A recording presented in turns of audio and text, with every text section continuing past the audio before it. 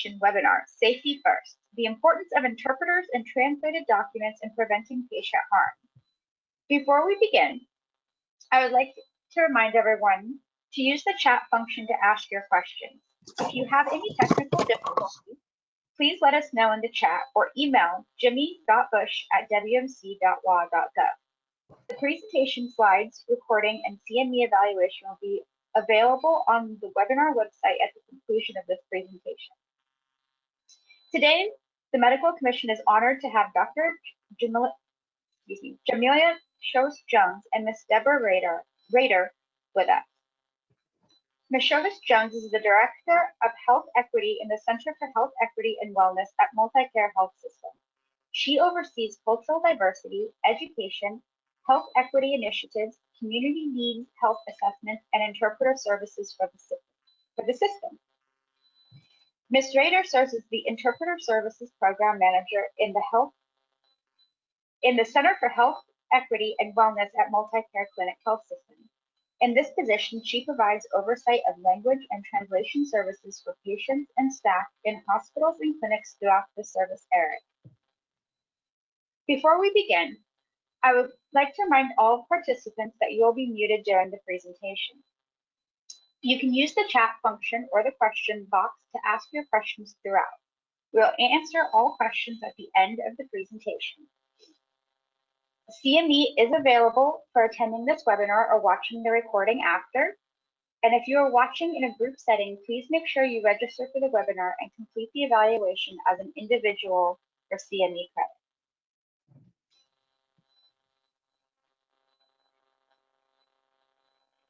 The webinar is accredited for 1 hour of Category 1 CME by the Federation of State Medical Boards. You will be emailed an evaluation after this presentation in order to claim your CME. The presenters, planners, and staff do not have any financial disclosures, nor is this event sponsored by a commercial entity. Now, with that all out of the way, I will turn it over to our presenters.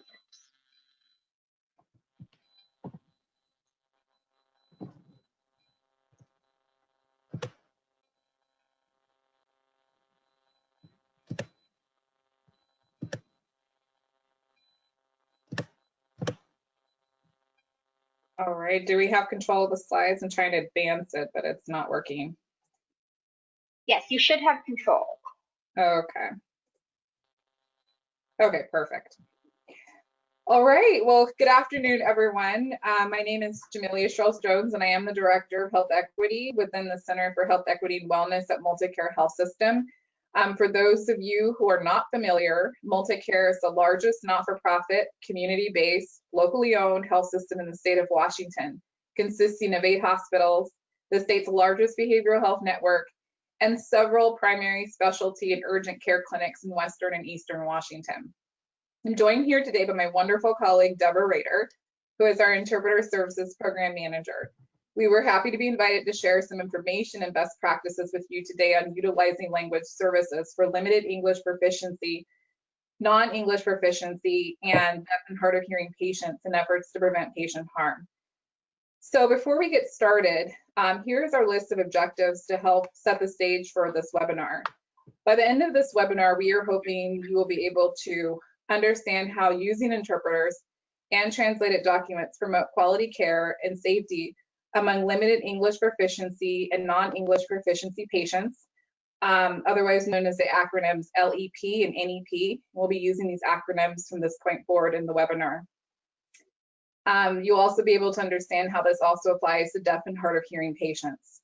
We also hope you are able to recognize and assess patient needs for an interpreter, determine the best method of providing language services for various clinical encounters, and discuss overall best practices for using an interpreter.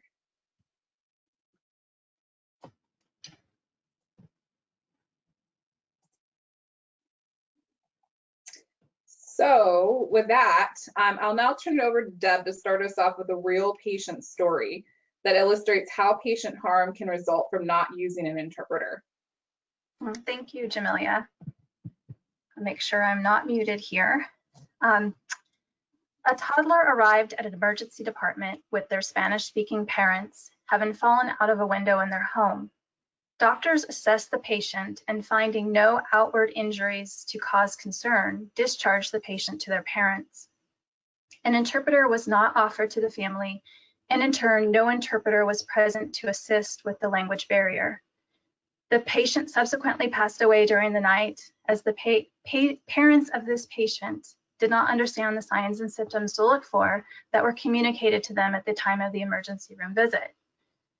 If an interpreter was present, how could this have been a different outcome for this patient and their family? So to be a little interactive here at this time, if anyone would like to share in the chat box your thoughts on how an interpreter being present could have created a different outcome for this patient, please feel free to do so.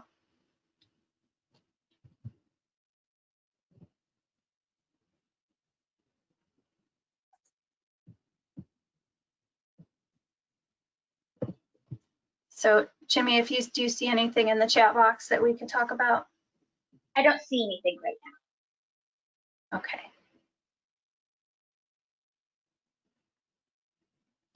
Maybe 30 more seconds and then we'll. Yeah.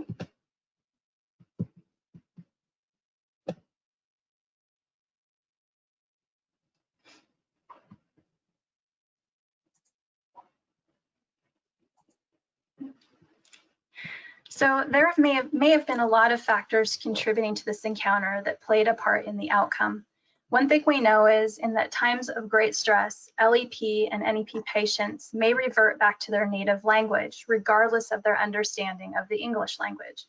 So they may seem to acknowledge understanding, however, their thoughts and speech may have reverted, and it then becomes difficult for them to understand and communicate.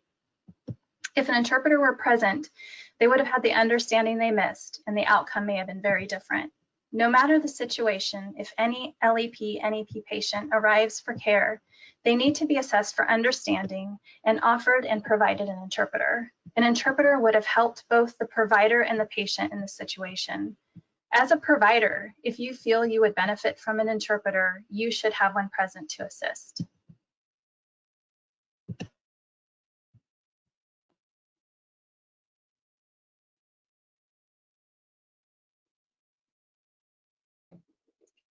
All right, thank you for that story, Deb. Without a doubt, Washington State is becoming more and more culturally diverse. From 1990 to 2018, the percentage of residents who speak a language other than English in their home has risen from 9 to 20%. As a result, it is important that healthcare entities and providers try their best to remove communication barriers between themselves and their patients. Communication barriers between providers and LEP, NEP, and deaf and hard of hearing patients is a huge safety concern. There have been multiple studies performed that have shown language barriers can lead to patient dissatisfaction, misunderstanding about treatment plans, and even worse, poor health outcomes and patient harm. Some studies even suggest that adverse events that happen to LEP patients are more likely due to communication issues when compared with patients who speak English. Language barriers clearly contribute to inequities and disparities that we are seeing among our LEP and NEP patient populations.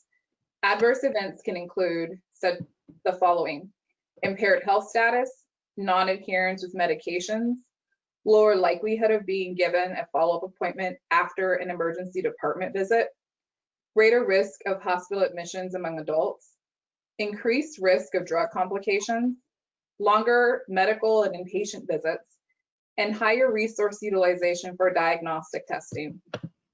It really is up to providers and healthcare institutions to address these barriers to avoid poor health outcomes within this group.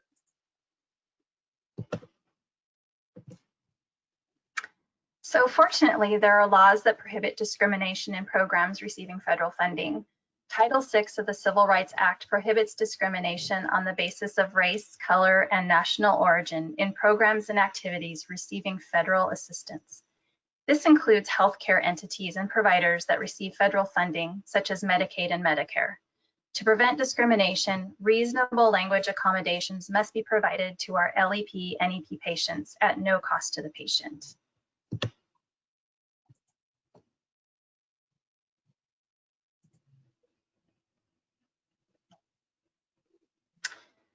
Section 1557 of the Affordable Care Act of 2010 supplements the Civil Rights Act by explicitly stating that language assistance resources must be offered to LEP and NEP patients at no cost to them. In addition, covered entities must post a notice about language assistance being available in the top 15 languages in their state. Using low-quality video remote interpreting services and unqualified interpreters and translators when providing language services is prohibited. Covered entities are also asked to implement a language access plan to ensure they are ready and able to provide access to appropriate language services when needed. This also includes our ASL, CDI, and tactile patients, which I will cover in another slide.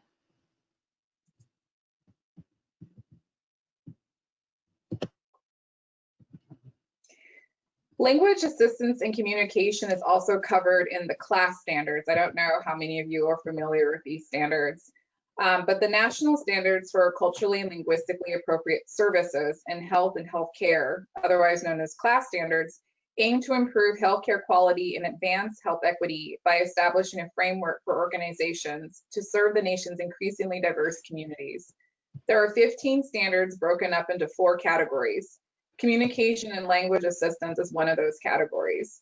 You can see that the class standards for language and communication also cover elements of Section 1557 of the Affordable Care Act, with the addition of a standard on providing easy to understand print and multimedia materials and signage in languages commonly used in the service area. There's more information on the class standards available on the Office of Minority Health website, and we've included the link here for your convenience in case you wanted to learn more about these standards and how you might be able to implement them in your place of practice.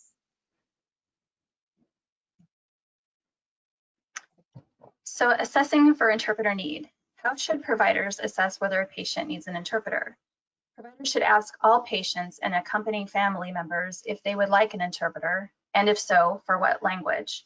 If the patient does not speak English at all, providers should then show them I Speak cards developed by the U.S. Census Bureau or a language identification sheet where they can point to their preferred language. Please keep in mind that asking some patients and families for interpreter needs while not asking others based on bias or assumptions can be considered discriminatory. So let's say you have assessed a need for an interpreter for your patient and you offer an interpreter at no cost to this patient. But what if the patient refuses an interpreter and would rather use a friend to interpret? What do you do in this case? This can be kind of a common situation depending on where you're practicing. But according to the ACA, Affordable Care Act, family members, friends, and children should not interpret for a variety of reasons. First, they may not interpret completely due to a poor command of English or the target language, or they may have limited understanding of medical terminology. They also may make intentional or unintentional omissions due to personal or cultural reasons. Regardless, patients do have the right to refuse an interpreter per the Department of Health and Human Services, and can use a family member or friend. However, children should still never be used. In the event that a patient refuses an interpreter and prefers to use a friend or relative, there are some choices that you do have as a provider. The first and most preferable option is to put the interpreter need on you by telling the patient that you would like to have one for yourself to ensure that you are able to understand all that is being communicated to provide the best possible care. You can also allow the patient's relative or friend to interpret and also request an interpreter to monitor the session for accuracy. Other options include telling the patient that it is policy at your entity to request an interpreter in all instances where a need has been identified, if that is true for your organization. If you end up not using a professional interpreter at all, you should document in the patient chart that the patient refused one, why, and who ended up providing the interpretation. A friend or family member may have to be used in the event of rare languages where interpreters may not be readily available. In our region, the Marshallese language is an example of a language where there is often difficulty finding an interpreter. You may also ask patients to sign a form that indicates they declined an interpreter and keep it in their chart. To prevent a patient from refusing an interpreter, you may also want to consider creating a fact sheet that lists the reasons why the patient should use a professional interpreter and have it available in multiple languages in your office setting.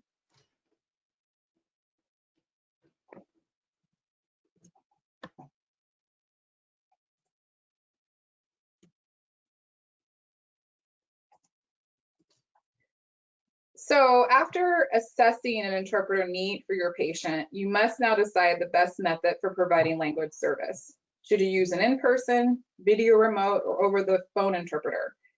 At the end of the day, it really all depends on the complexity and length of the patient visit. Using an in-person interpreter is considered best practice. In-person interpreters can be professional, certified interpreters that come to the hospital or clinic to provide face-to-face interpretation for the provider and patient. They can also be hired on by an entity to provide on-demand in-person interpreter service. These interpreters are certified as competent by a professional organization or government entity through rigorous testing based on certain criteria. Many work for interpreter agencies, but some may also work independently. Qualified staff interpreters can also be considered in-person interpreters. Qualified staff interpreters are bilingual staff that have been assessed by their employer for professional skills, demonstrates a high level of proficiency in at least 2 languages through testing, and has the appropriate training and experience to interpret with skill and accuracy, while still adhering to the National Code of Ethics and Standards of Practice published by the National Council on Interpreting in Healthcare. Bilingual providers of these qualifications can also be considered qualified interpreters and may communicate with patients in the language of service. It's important to note, however, that the ACA prohibits staff from interpreting without proof of language proficiency, and the Joint Commission may also check for this on visits. It happened to a colleague of mine who coordinates interpreter services in a hospital in the Midwest. Joint Commission made an unannounced visit, and during the visit, overheard a social worker speaking Spanish. They asked for proof of language proficiency for this staff member. Fortunately, my colleague had this information on file and provided it to the surveyors. This short story illustrates the importance of not only ensuring language proficiency of staff, but to have it on record as well. If you currently are a bilingual provider who is not qualified, you should look into getting qualified designation and refrain from interpreting or communicating to your patients in the target language until you are able to prove proficiency. In-person interpreters are great to use for longer appointments and complicated patient visits. They help establish rapport with the patients and allow for better communication in stressful situations. With the exception of a qualified staff interpreter, in-person interpreters are usually scheduled in advance of the appointment and may not be the most convenient option for unplanned visits.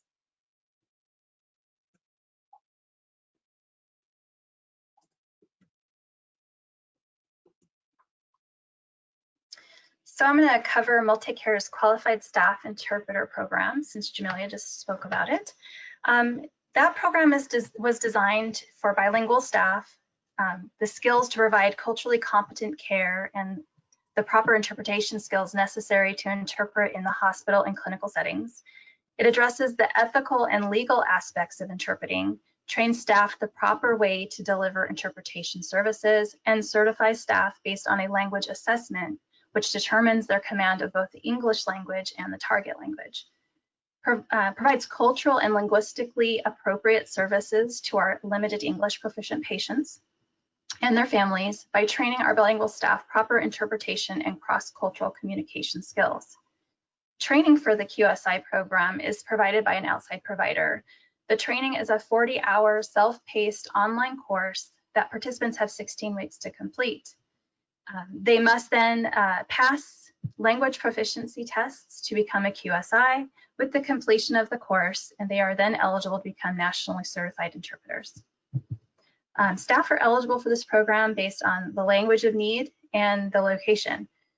Some areas are like Kent in Washington State is the most diverse city, so we would like more QSI in Kent to assist, and there's a wide variety of languages spoken in that area. QSI currently receive a quarterly stipend for the participation in the program, but they must provide services to receive the stipend.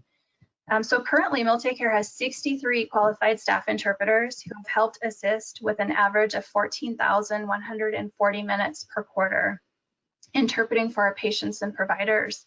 Another benefit of having QSI, when a patient comes for regular visits and they know there's a staff member there that speaks their language and knows their culture, it helps create an atmosphere of comfort and trust and ultimately a better visit. Our QSI wear an orange colored badge buddy that indicates that they are QSI, Qualified Staff Interpreter, as well as the language listed in both English and the target language, which helps to identify them quickly for staff and patients. As the Interpreter Services Program Manager for MultiCare, I am in regular contact with our qualified staff interpreters within our healthcare system, either quarterly at scheduled roundtables or in random encounters. And they always share with me how much they love this program and how rewarding it is to be a part of it.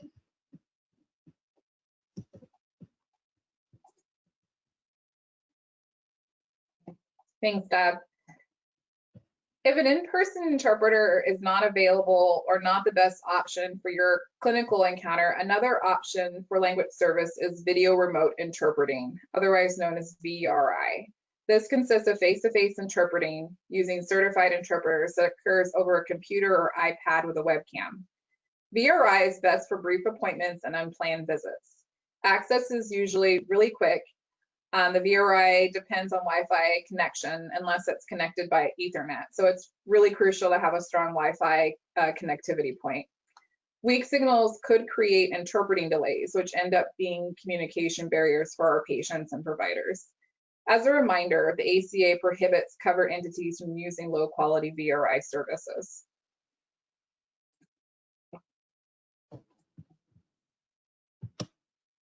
So, at MultiCare, to ensure connectivity to VRI, we've started to hardwire patient exam rooms and select clinics. This consists of mounting a monitor, soundbar, and a camera, which is then connected to Ethernet. An app from an interpreter vendor is installed on the monitor, and then a VRI encounter can take place. Our first VRI hardwiring took place in one of our ambulatory clinics in King County that serves a large number of LEP, NEP, and deaf and hard of hearing patients. Over time, the clinic saw an increase in improved patient satisfaction scores and felt there was a lower risk of rescheduling appointments due to no-show interpreters, which are interpreters who do not show up for assigned jobs.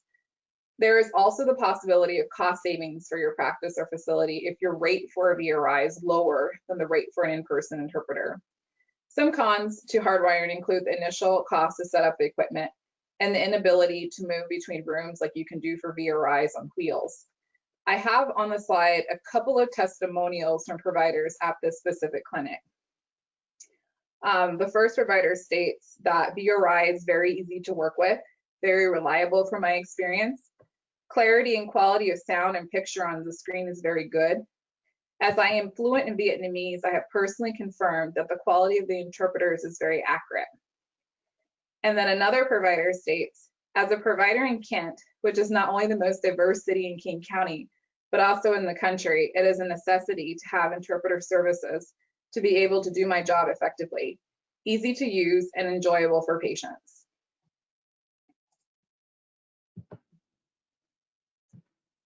So,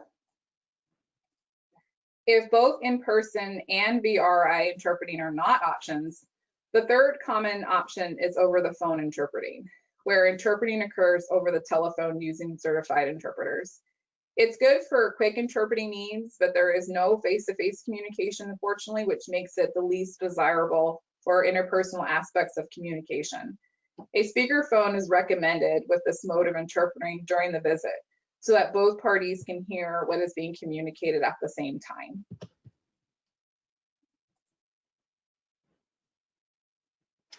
So I'm going to discuss our deaf, hard of hearing, and American Sign Language patients. Patients that require ASL or American Sign Language, CDI, Certified Deaf Interpreter, or Tactile Deaf and Blind Interpreter are protected under the ADA, the American Disabilities Act, Title V and Title III. So we must provide an in-person interpreter for these patients. If an in-person interpreter is not available and your department has a VRI or has access to a VRI, it is to be used to assist the patient and provider.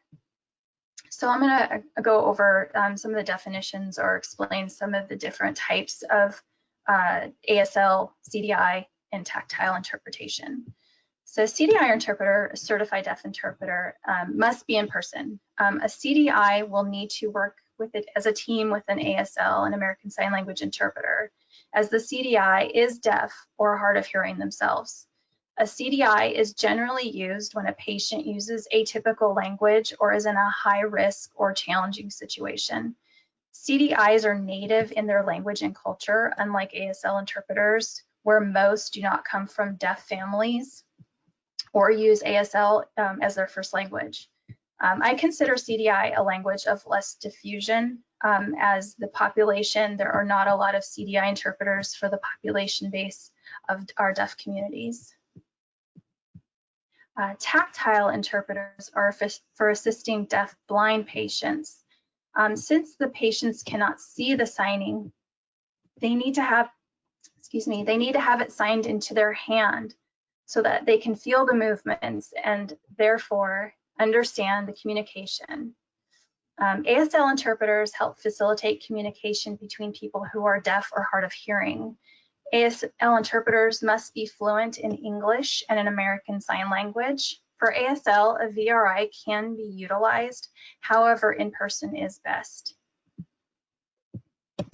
Please know that if your patient's visit that requires an ASL interpreter is longer than a duration of 2 hours, a team of 2 interpreters may be needed. As you can imagine, signing can be a strenuous process, especially when there's a lot of information to convey. You can go ahead and advance the slide, Joanna, thank you. So some best practices for working effectively with interpreters. 1, allow the interpreter to greet you and introduce themselves to the patient. This can help the patient feel more comfortable, especially in medical encounters or if you are a new provider to the patient. 2, provide the interpreter with a brief explanation of the visit. This can help get the interpreter prepared for the content of the conversation about to take place.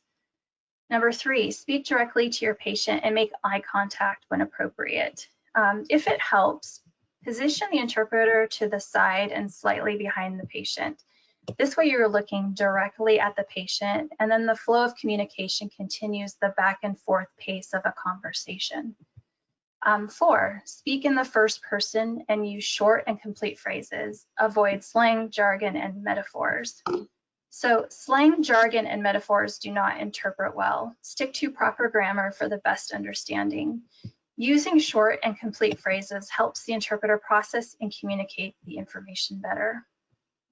5, allow the interpreter to clarify linguistic and cultural issues, otherwise known as being a cultural broker. So in some instances, there will be words, cultural norms, and belief systems that will need to be clarified, or there is no word in the patient's language that translates. In these cases, the interpreter may break from the interpreter role and either clarify something to the provider or ask for clarification on behalf of the patient. 6, remember that everything you say will be interpreted to the patient and kept confidential. The interpreter will interpret everything you say. So think about that. If you need to break from first person, refer to yourself as the provider in third person if you wish to clarify a need for the patient or the interpreter. And 7, check for patient understanding. Do this by using the show me or the teach back method. So this leads me to the use of translated patient education and clinical documents. So translation is a huge part of language access, as is interpretation. So the use of translated documents is just as much as important in communication as interpretation, as I just said, during an encounter with your LEP patients. Important documents such as discharge summaries, legal forms, and informed consent should be translated into your local community's top 3 to 5 languages. The difference between interpretation and translation: interpretation is the spoken word and translation is the written word. Both these specialties have different trainings and certifications. Interpreters, unless they are certified in translation services, should not be translating documents. The only exception to this would be if they were sight translating or reading written material to the patient for understanding. At MultiCare, we have worked over the years to ensure our important documents have been translated into at least the top 5 languages of the communities we serve. Once we have a document translated, it then lives within our print shop department where staff can readily access those documents 24/7.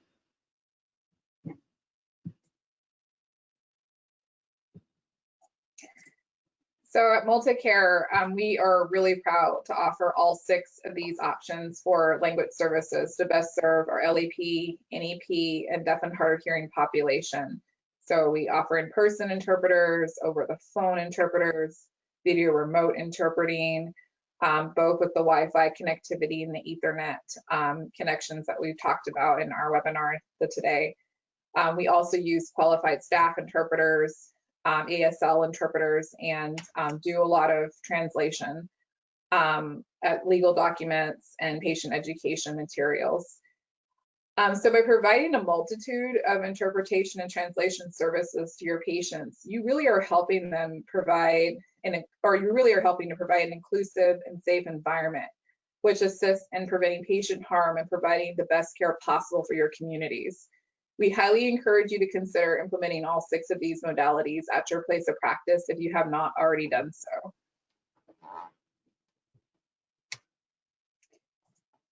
And we've now come to the end of our webinar, and before we conclude, we'd like to leave you with some parting thoughts that we feel are most important to keep in mind when you think about your LEP, NEP, and deaf and hard of hearing patients.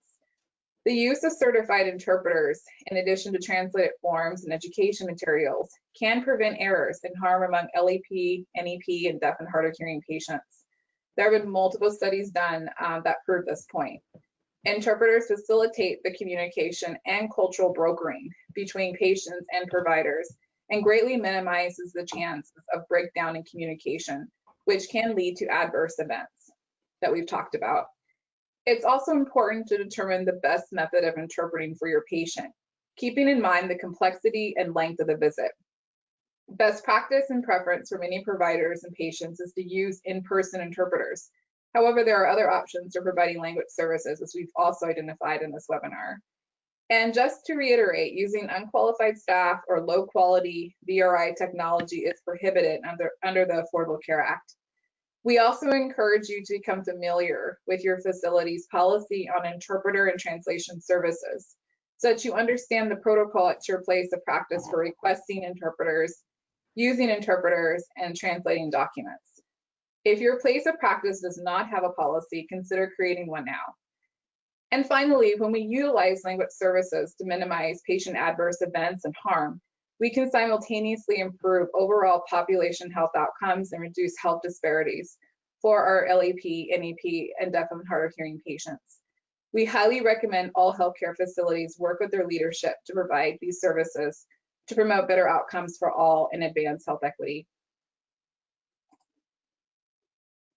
We have our references here listed if you're interested in learning more about some of the material we provided you today. And at this time, Deb and I hope to take questions from you and maybe engage in some dialogue about interpreter services usage at your own facilities. Thank you so much, ladies. That was wonderful. Please remember to use the question box or the chat function if you have any questions. But while people are kind of typing in, we do have some ready that have already been asked. The first one is, how can we assess for LEP? I'll let you take that one, Deb, since you covered that one.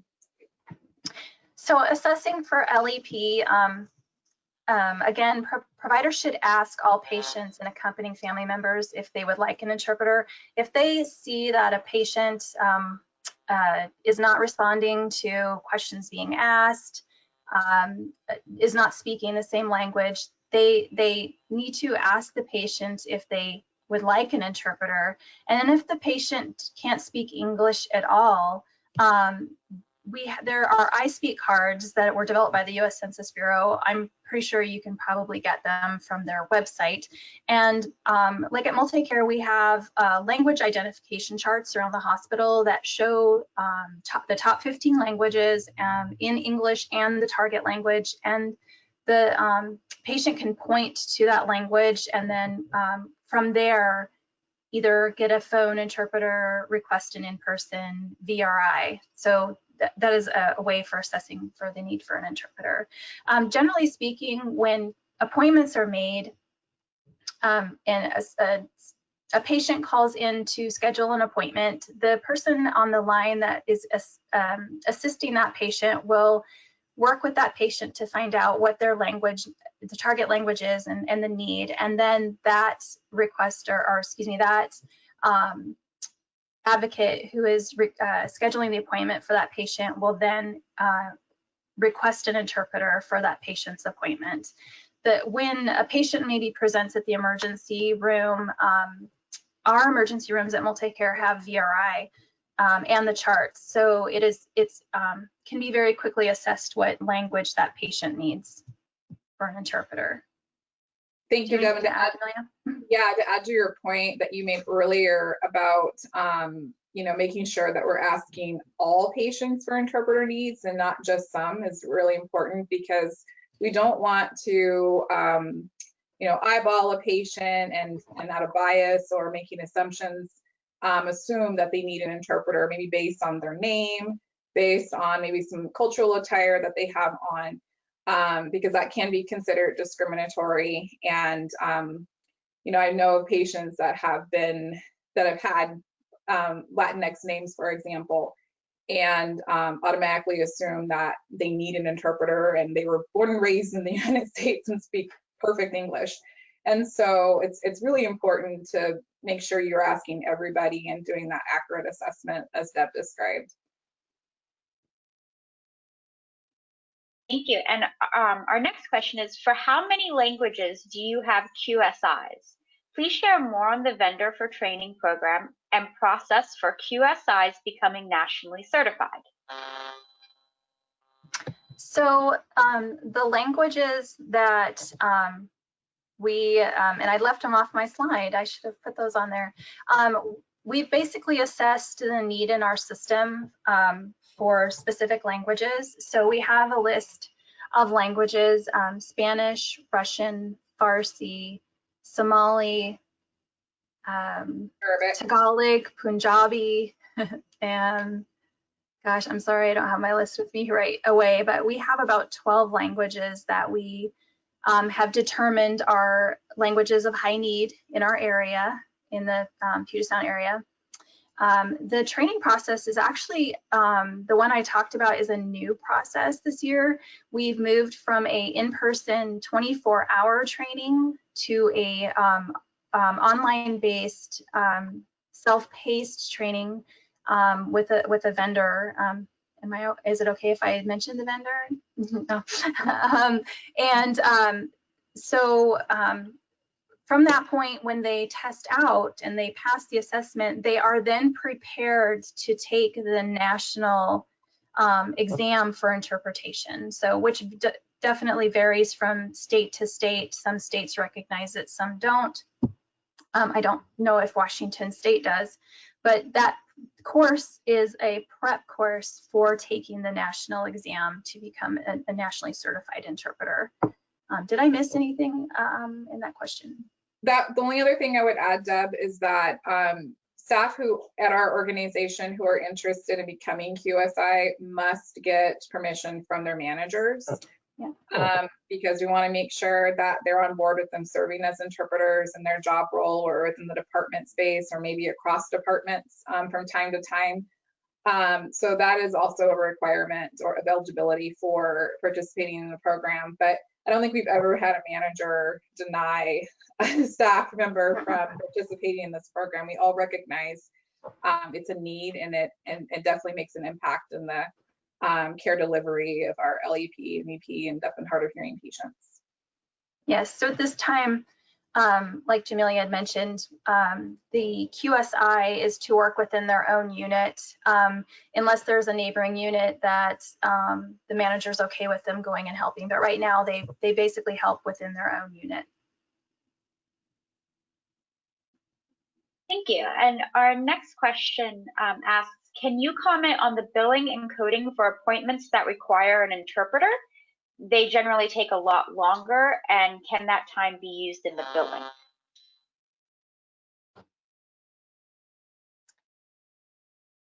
I can honestly say I don't know about that. Billing for...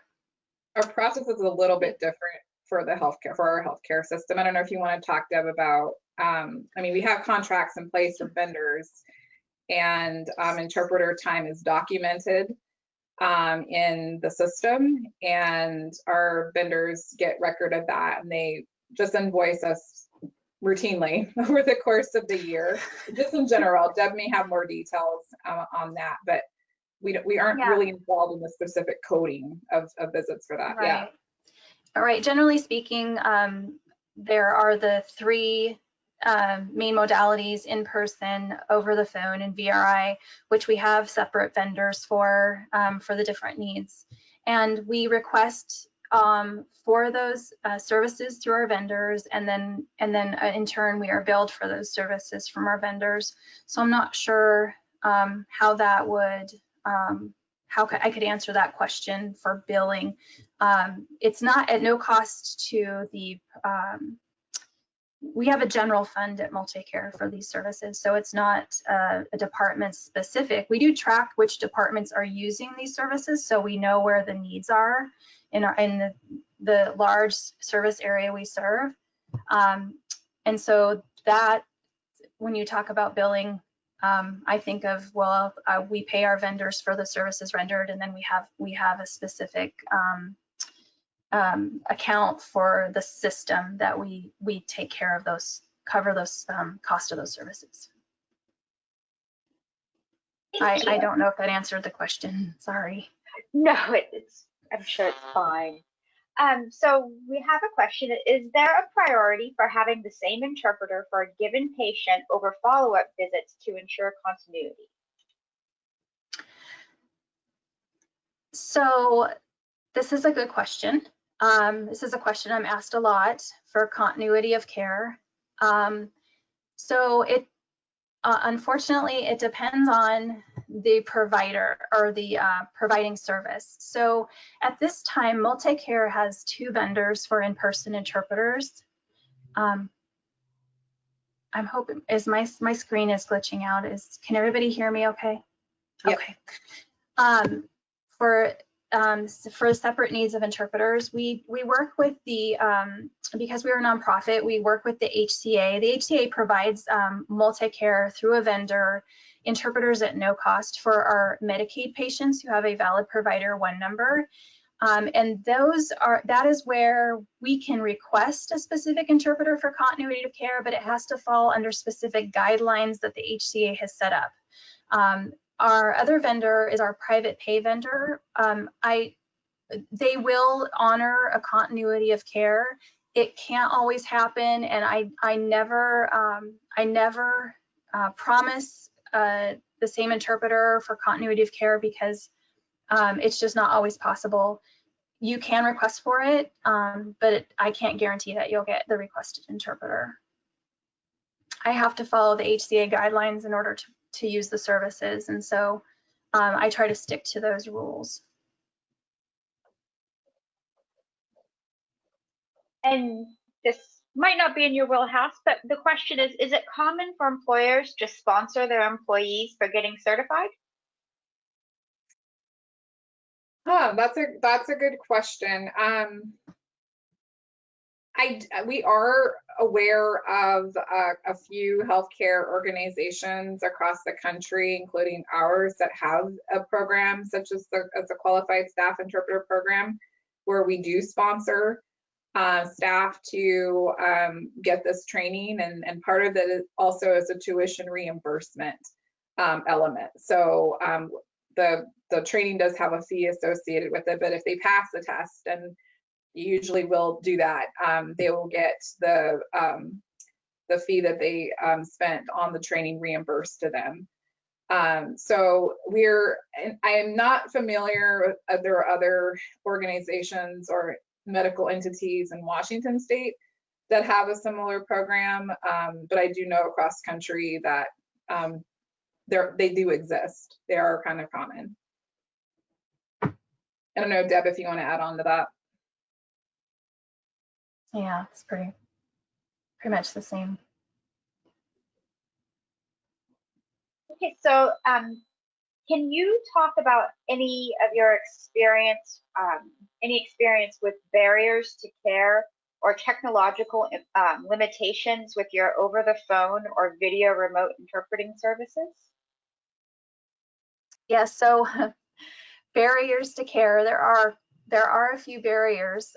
One of them would be languages of less diffusion, and that's basically a language within a community that the amount of interpreters in that community is so low, and the population of that community is high, that we don't have enough interpreters to provide services for that patient population. Like Jamelia mentioned in the presentation, Marshallese. This is a barrier. We have a large population of Marshallese community members, and very little Marshallese interpreters. In fact, I have one that I know of that is able to interpret for medical interpretation. There is no Washington State testing assessment for Marshallese. So therein lies another problem. There may be members of the community who would like to become a certified medical interpreter in the language of Marshallese, but Washington State does not provide a training or testing out of that language. There are other languages that fall within the languages of less diffusion category. Some other barriers may be cultural barriers. I can think of a couple examples of this where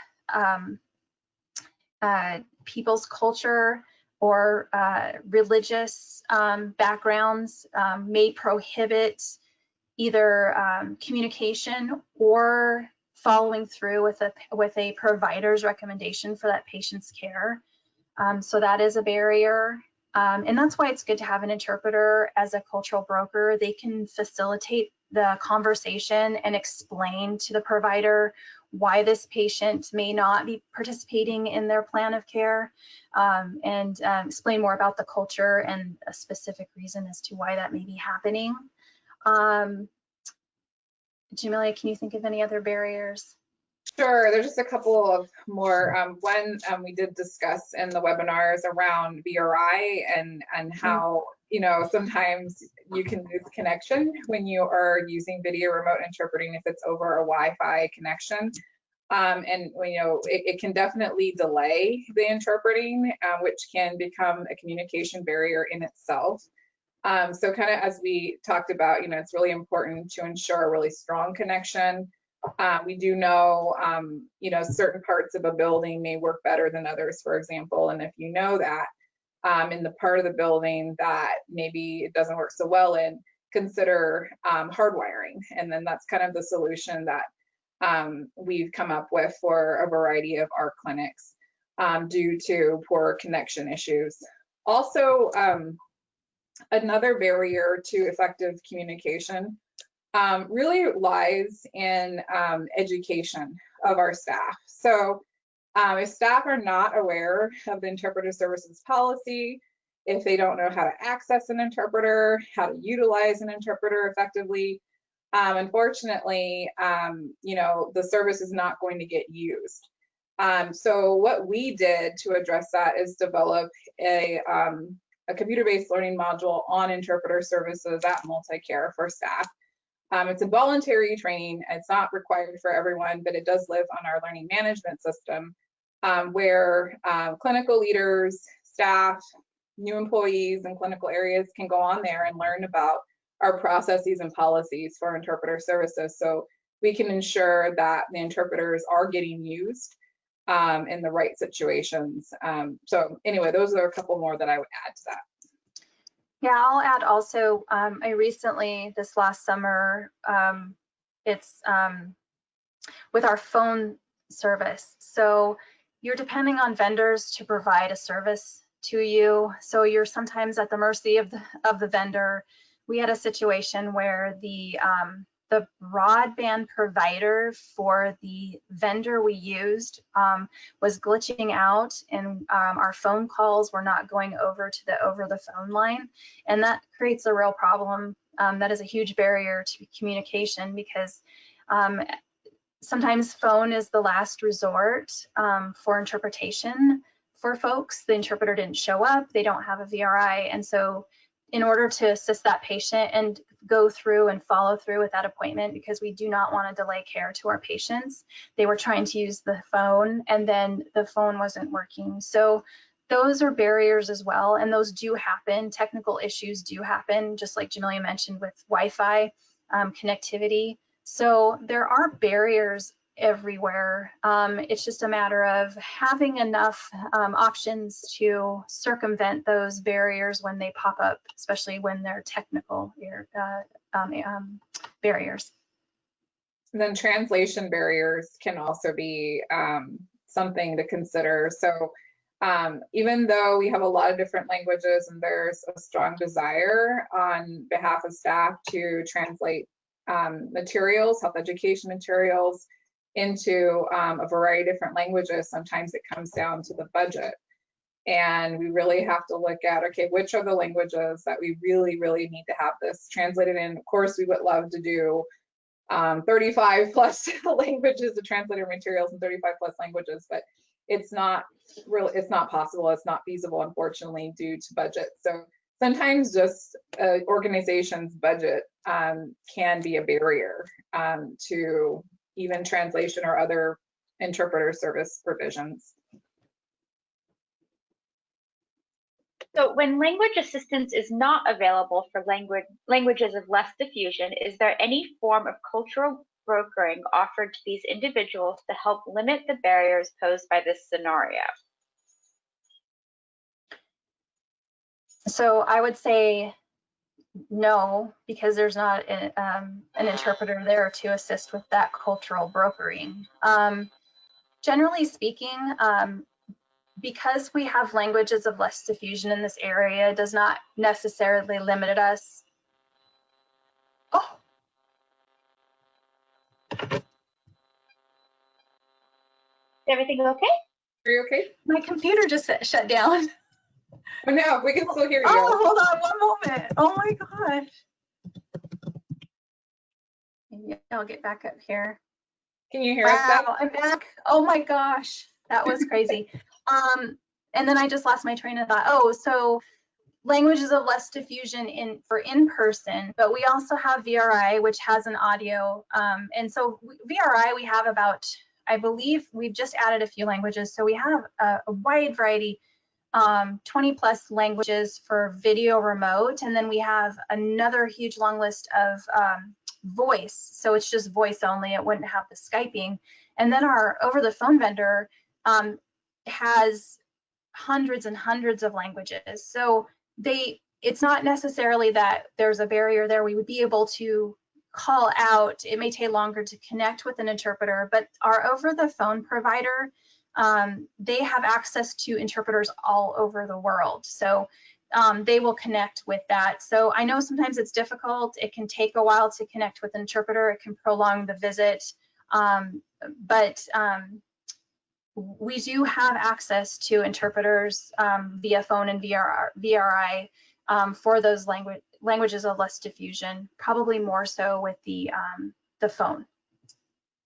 Yeah, and to add on to that, Deb, in addition to the interpreter providing the cultural brokering, we also have resources available to MultiCare employees to learn about health beliefs and practices, and just in general wide cultural beliefs of a variety of different cultural groups that you would frequently encounter, not just in Washington State, but even across the country.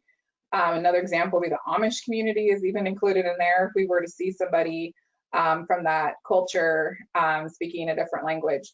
It's important also to note that cultural brokering is good, whether it's through an interpreter or if you're looking at a resource guide. But it's really important to note that we can't really stereotype our patients either. So while we may have a really good idea of how somebody from a particular group may believe, what they might believe, what they might practice when it comes to health and wellness, we really don't know for sure because there are often a lot of differences within a cultural group and across cultural groups. So it's really important to ask the patient what's important to them. And hopefully the interpreter and you as the provider would do that during your assessment process and in developing a care plan for that patient. So Muriel Jones, you have your hand raised. Would you like to ask a question? I'm going to unmute you for a moment.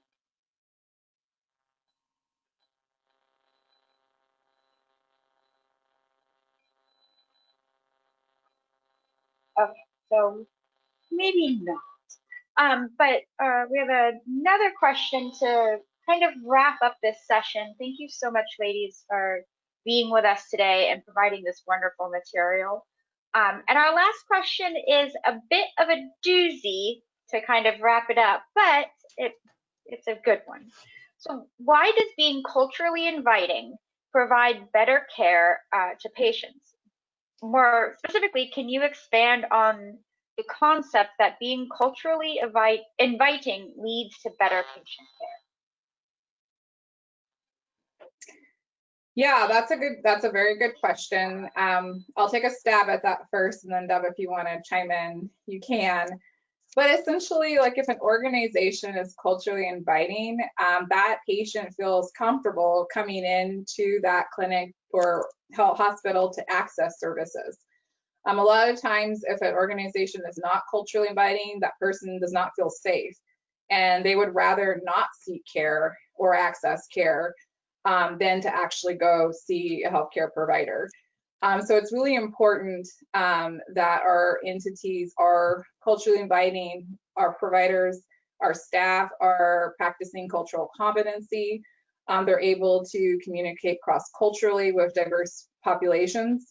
When we're able to do that, we'll provide better care in the long run because we're understanding what's important to that individual and their culture and taking that into consideration when making plans of care. But culturally inviting, I think it really is that first step. So even just looking at the environment in general, what do the pictures on the wall look like? Are they diverse?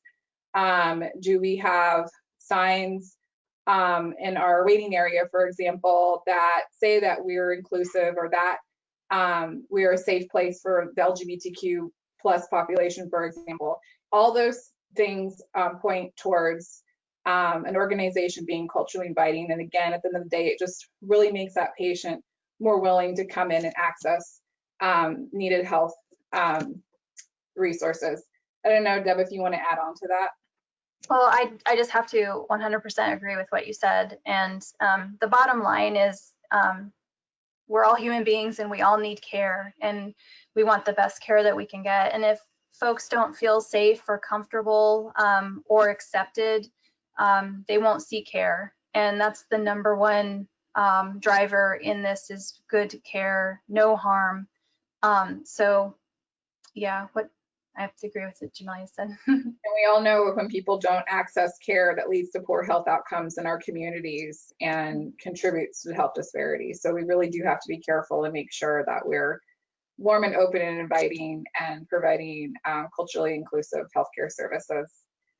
We do have our email address at the bottom of our slide here. So if you do have additional questions about using an interpreter or maybe about our interpreter services and translation programs at MultiCare, please feel free to email us at healthequity@multicare.org and we'd be happy to continue the conversation with you. Thank you again so much for being here and educating all of us on this incredibly important topic. I do want to remind all of our attendees that if you are going to claim continuing medical education for this presentation, to fill out the evaluation that will be emailed to you after we are done here. The slides will be available on the website. I will put that into the chat while I'm thinking about it. The slides will be available on the website when we are done, as well as a recording within the next few days. And if you have any questions, you can always email the Medical Commission, and please take advantage of the wonderful resources that were provided here. So thank you very much, everyone, for attending, and thank you for giving us all of these great resources. Our pleasure. Thank you for inviting us. Thank you.